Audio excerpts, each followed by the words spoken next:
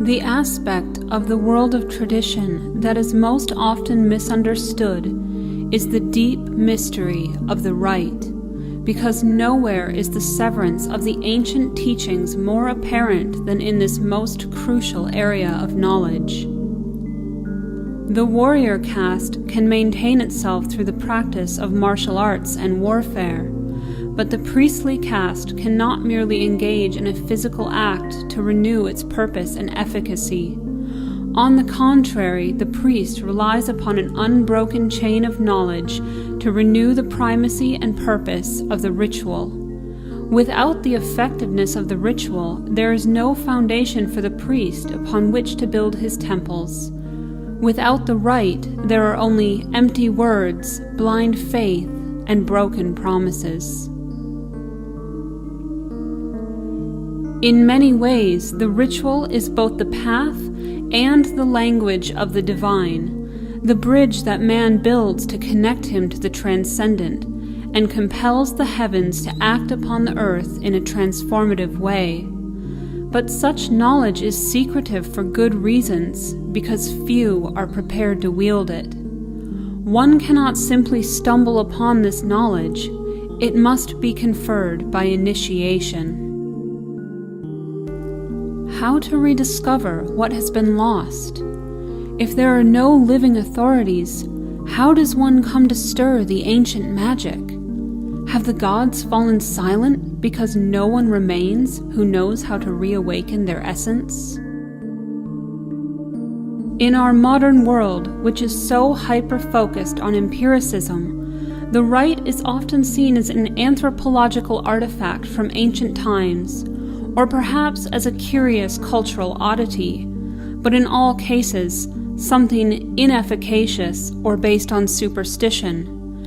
Those who research ancient cultures who stumble across the remnants of these rites often have no explanation for them other than as silly religious nonsense of a people too primitive to worship the modern god of science. And so the perennial wisdom transmitted by these rites is lost on them, for they do not understand the mysteries. A mystery is an allegorical understanding of a story in which is woven critical knowledge of man's means of accessing the transcendent.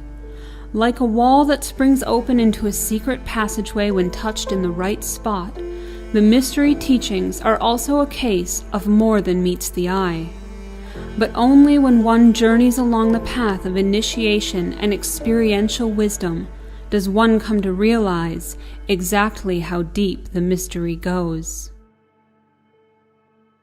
The modern mind may have a tendency to want to dismiss such ideas, not only because it may sound fanciful, but simply because the language used to describe them often sounds vague or overly poetic. However, we must acknowledge that we lack the vocabulary to accurately describe these metaphysical forces, and due to the nature of the subject matter, the more empirical and precise one tries to be in talking about it, the further away one goes from actually grasping it. Thus, any discussion is naturally handicapped by the lack of vocabulary. Accurate transmission of these concepts was always found in the experience of them, rather than in cold cognitive analysis. Thus, the wisdom is transmitted through allegory, and an allegorical story may often have many layers of meaning. Allegory gives us a template through which to understand the metaphysical principles of the universe in a simplified enough way that the human mind can understand it. It grasps at the unknown and tries to communicate divinity to us. Rites are a means of conveying the cosmic order into the material world. Evola notes the etymological connection between the word rite, from the Latin ritus, and the Sanskrit rita, meaning cosmic order. In the Chinese tradition, the rites were the channels by which we can apprehend the ways of heaven. The establishment of the rites, which were taught to humans by the gods, were essential to the founding of any new city or empire, and was firstly the prerogative of the king, followed by the priestly caste, the magistrates, and finally the heads of households. Evola says, in the ancient traditional way of life, both at an individual and at a collective level, every action was connected with a determined ritual element that acted as its support and as the transfiguring and guiding element from above.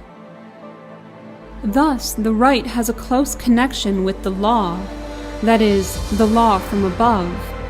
When one is connected to the transcendent, one naturally acts in line with the cosmic order, in line with the rites, because that is the state of being that would naturally vibrate with that person. One would feel harmonious rather than dissonant. In this chapter, Evola focuses primarily on one specific class of rites, the sacrificial rite.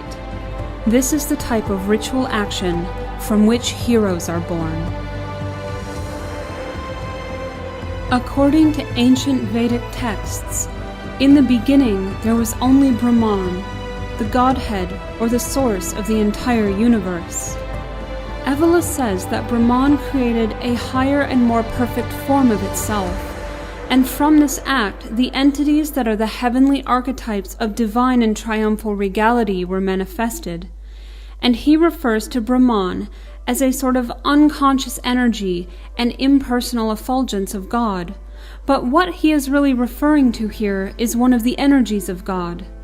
God is the source of the primordial power to which Evola refers, and it is through directing that unconscious primordial energy to act upon insentient matter that the universe was formed.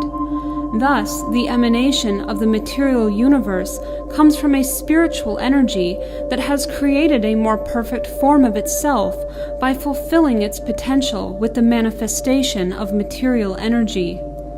Perfection comes from the whole and full manifestation and the completion of its potential. If any are left unmanifest, the potential is not fulfilled, and perfection is not achieved.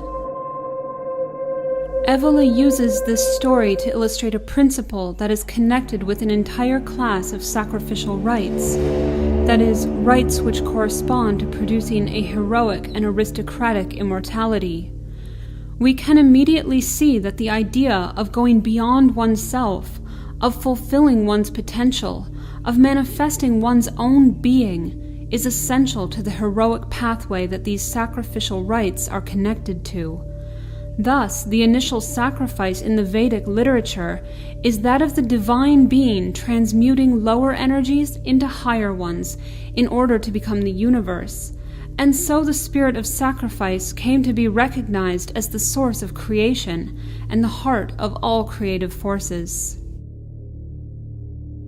For example, consider the story of the Norse god Odin, who discovered the runes.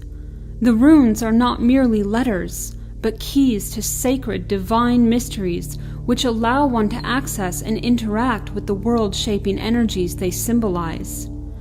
The runes would only be revealed to one who proved himself worthy of such awe-inspiring insights and abilities, and so Odin hung himself from the world tree Yggdrasil, pierced himself with his spear, and forbade any to offer him assistance. He teetered on the precipice of life and death for 9 days, until at last the runes had accepted his sacrifice and revealed to him their secrets. Thus was Odin initiated into the mysteries of the runes. In many initiatic traditions, the initiate was required to face a kind of death that would allow him to be twice born, to become Arya. In some cases, the ordeals could actually result in physical death, and so the initiate must be prepared for extreme physical or mental trials, and to do this he must be non-attached to his own materiality and be prepared to sacrifice his life in exchange for divine wisdom. In the Havamal, Odin says, "Wounded I hung on a wind-swept gallows for 9 long nights, pierced by a spear pledged to Odin, offered myself to myself." In sacrificing himself to himself, Odin exemplifies the concept of going beyond oneself, of sacrificing one's lower nature to achieve something higher. It is in so doing that Odin points the way to Valhalla, a path of heroism in which one can achieve a Uranian immortality.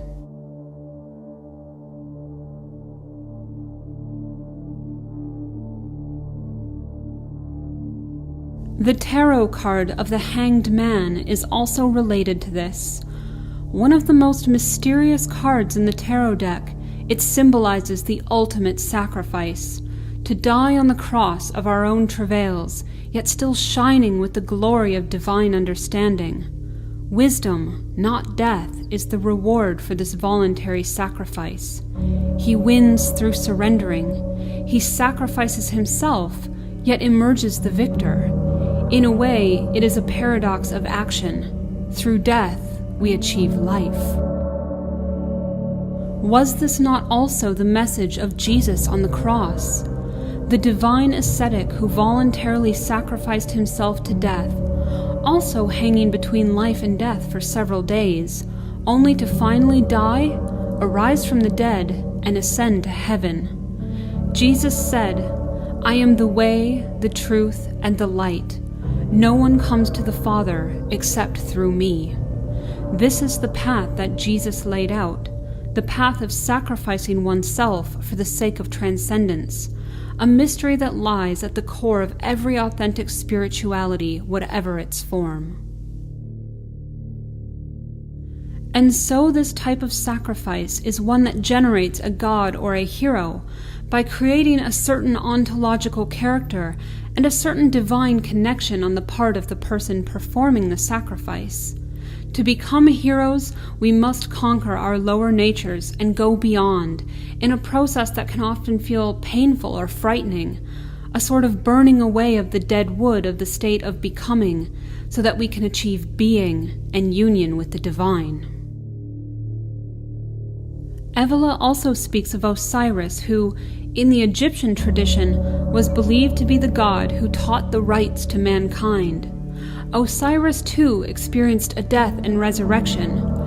Rites were discovered by a god or a hero through a sacrificial action, and the repetition of the rite on a regular schedule, perhaps daily or annually, was designed to tap into the unconscious energy of a particular heavenly archetype, the god whose story was being reenacted, and through regular repetition would reinvigorate the god to become more self-aware, to go beyond itself. Paying homage to the god, honoring the god, and invigorating the god would allow that god to wake from his slumber, to live again in conscious awareness for a time, and to be reconnected to the living. In this sense, the rite was mutually beneficial for both god and man. Evola says that there are two elements found in traditional civilizations or castes characterized by a Uranian chrism. The first element, he says, is a materialistic and naturalistic one. It consists of the transmission of something related to blood and race, namely a vital force that originates in the subterranean world, together with the elementary, collective, and ancestral influences. This vital substratum is similar to Carl Jung's idea of the collective unconscious, but more specific to individual groups of people. These are the elements of the inferior world, connected to matter and regeneration and the horizontal aspects of life. It is the biospirit of a people, through which culture is the expression of this unconquered energy, and in certain classes of people is contained a greater concentration of this supernatural energy.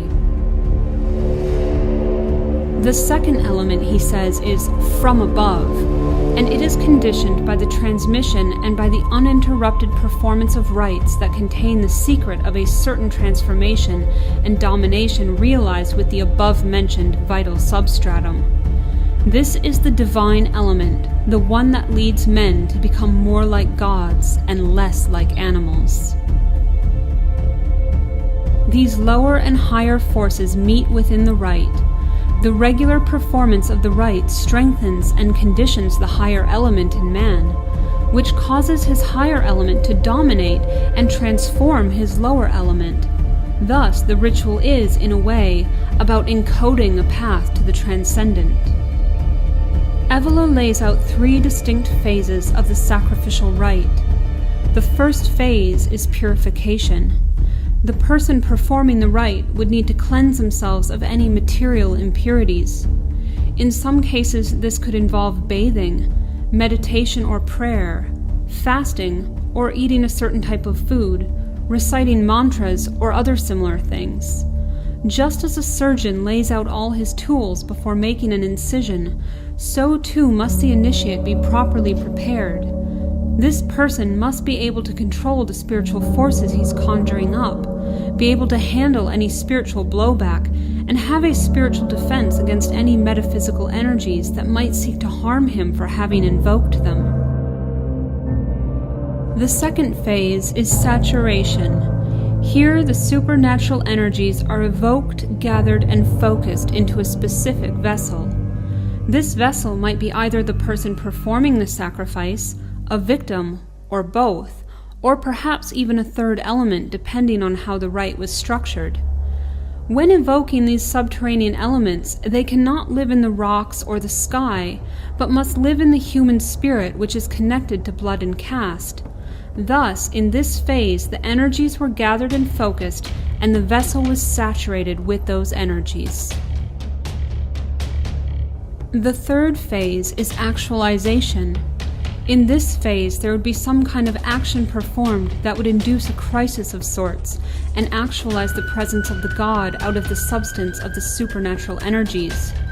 What occurs here is the contact between becoming and being. Evola says that what took place was something similar to the releasing and the resealing of hidden forces.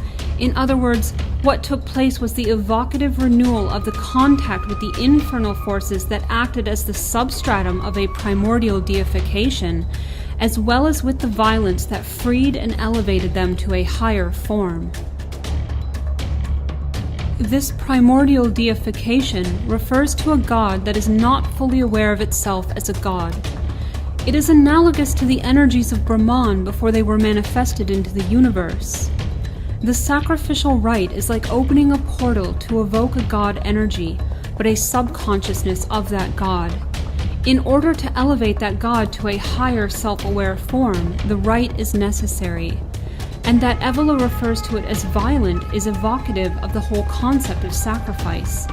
Sacrificing one's lower nature to become something higher is necessarily violent in that it involves destruction and dissolution, a burning away of those parts of ourselves that keep us from reaching the full flowering of our potential. The fire in our souls brings us to wisdom, and the sacrificial rite renders truth. Evola is clear that a rite must be performed without any deviation from its original form. Rites that deviated or went wrong were considered a sacrilege, as it wounded or defaced the god in some way, and there was the potential for dreadful forces to be unleashed. Thus, those who performed the rites needed to be virile heroes, as there was real danger associated with the rites for this reason. The god is a hero against the forces of chaos. He is the establishment of order. When one improperly evokes the energies of a god, one diminishes the power of order against chaos and defaces the avatar, making it easier for chaos to overcome it. Evola notes that there is an element of these energies that is purely objective and does not care who is performing the rite.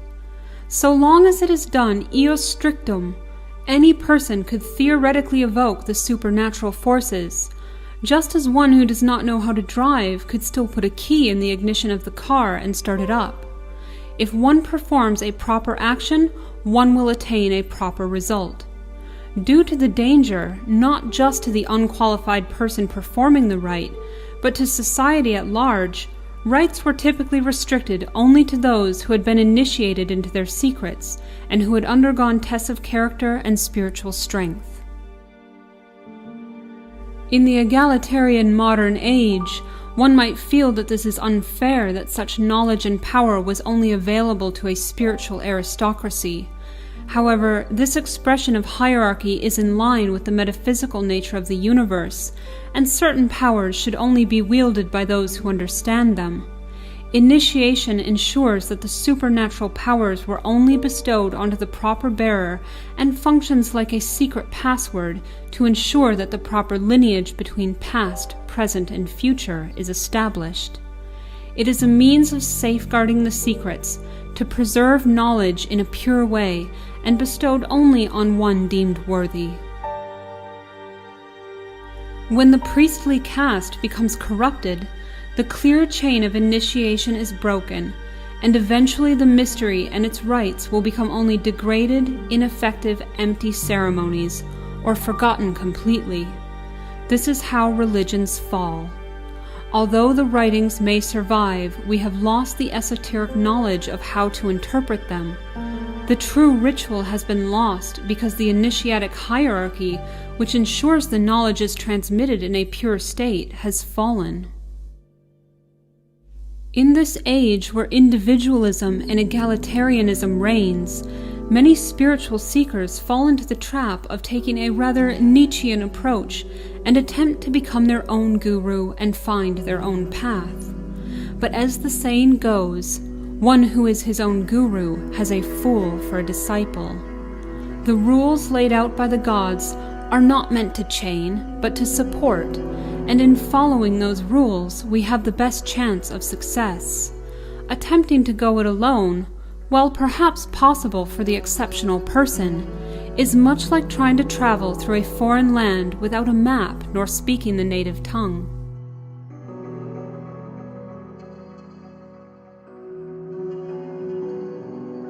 But then where does that leave us? We have lost the rites. The disciplic succession of initiation has been broken, and the patrician class has been absorbed into the masses. The gods seem to be asleep. Can the gods be roused from their slumber without the proper rituals? Can we once again recreate that divine connection? The cyclical theory of history answers a resounding yes. It posits that the process of degradation eventually leads to great death and destruction, terrible human suffering, and a releasing of abyssal forces that act as elements of chaos. When the center can no longer hold, there arises in man an eternal urge to restore dharmic order, the desire to make the world right again. When this is paired with a heroic Olympian element that is willing to sacrifice everything, then the supernatural fires are lit once again. The divine water begins to flow, and the old cracks and tributaries are renewed with life. Stirred from its slumber, the metaphysical collective unconscious becomes self-aware again, revitalized by the regeneration of the primordial sacrifice. The supernatural fires become lit like beacons atop sacred peaks, and the pathway to something more than life is illuminated. There is no clear road back to what has been lost. It would seem to the modern mind that this pathway is forever closed to man. The sacred rituals have either lost their power or their true meaning has been forgotten. Few are those who have had personal contact with these energies and who speak from a place of direct knowledge rather than by way of theories. The priestly caste has fallen into a deep sleep.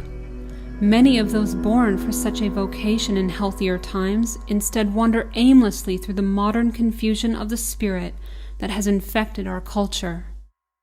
But somehow, by the tiniest of threads, the link to the mystical past still holds. The circuits have been stirred, and the first signs of an awakening have begun to appear. But just as trees must grow deep roots before they begin to reach for the sky, so too does the visible journey to retrace the ancient steps not initially appear to promote visible change. But on the ontological level, deep in the souls of those who have managed to avert their eyes before the abyss pulled them down, real change is occurring.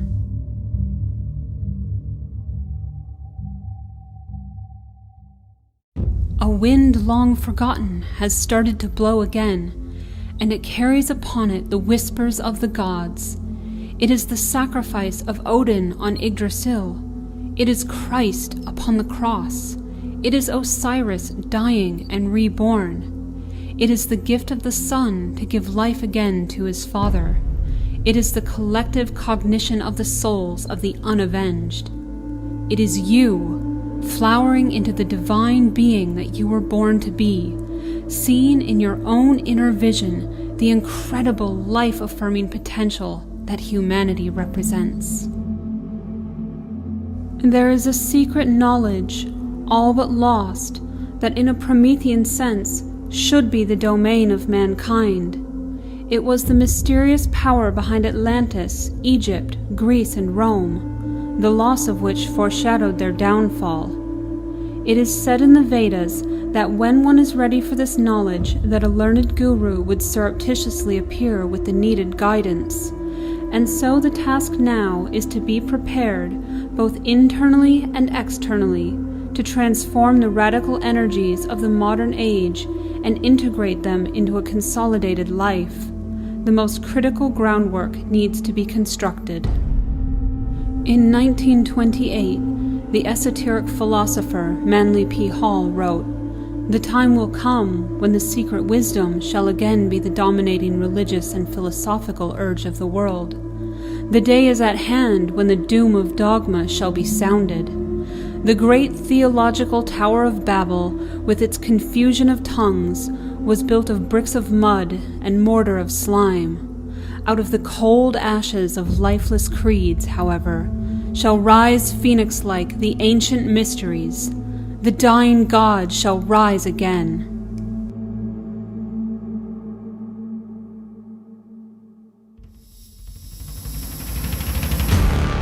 The dying God shall rise again.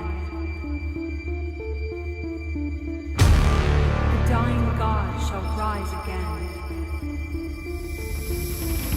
The dying God shall rise again.